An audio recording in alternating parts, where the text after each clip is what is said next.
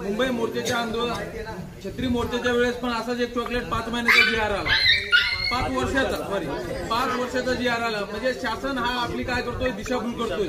आणि शासनाची पण येणाऱ्या काळामध्ये दादा तुमच्या वतीने एक शब्द देतोय मी, जर शासनाने आमची दखल घेतली नाही तर येणाऱ्या पंचायत समिती ज्या निवडणुका आहेत, ग्रामपंचायत असेल, पंचायत समिती, नगरपालिका, महानगरपालिका, ज्या निवडणुका आहेत, हा प्रशिक्षणार्थी शांत बसणार नाहीये. तर देवेंद्र फडणवीस साहेब, अजित पवार साहेब व मुख्यमंत्री, उपमुख्यमंत्री, जे आम्ही सर्वात जास्त तुमच्यावर प्रेम करतो साहेब, असे आमचे एकनाथ मामा, तुम्हाला हात जोडून आणि कळकळीची विनंती आहे, 1,34,000 प्रशिक्षणार्थीच्या वतीने तुम्ही आमची दखल घ्या आणि आमच्या दादाचं उपोषण हे शासन दरबारी मांडा. आणि येणारा काळ हा संघर्षाचा आहे. जसं आम्ही आतापर्यंत 11 महिन्याचं संघर्ष केले, काही प्रशिक्षणार्थींना तर 6 महिन्याचं अजून पेमेंट मिळालेलं नाहीये. काही प्रशिक्षणार्थी, जसं की मी स्वतः काही, आता मी याच्या अगोदर पण सांगितलं की आमचे प्रशिक्षणार्थी हे दररोजचे रोजमजुरी करतात.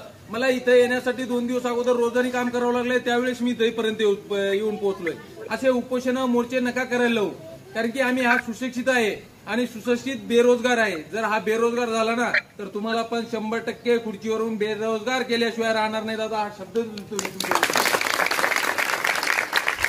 येत्या 2 ते 3 दिवसामध्ये शासनाने आपली दखल घेतली नाही तर दादांनी सांगितल्याप्रमाणे एकीकडे महाराष्ट्र आहे तर एकीकडे गुजरात आहे आणि मधामध्ये हा रस्ता आहे, जो महामार्ग आहे. या महामार्गावर इथं बसण्यापेक्षा आम्ही तिथं जाऊन बसू. तर शासनाने येणाऱ्या काळामध्ये आमची दखल घ्यावी व लवकरात लवकर या 1,34,000 प्रशिक्षणार्थीचा प्रश्न सोडवावा अशी मी शासनातर्फे विनंती करतो. थांबतो.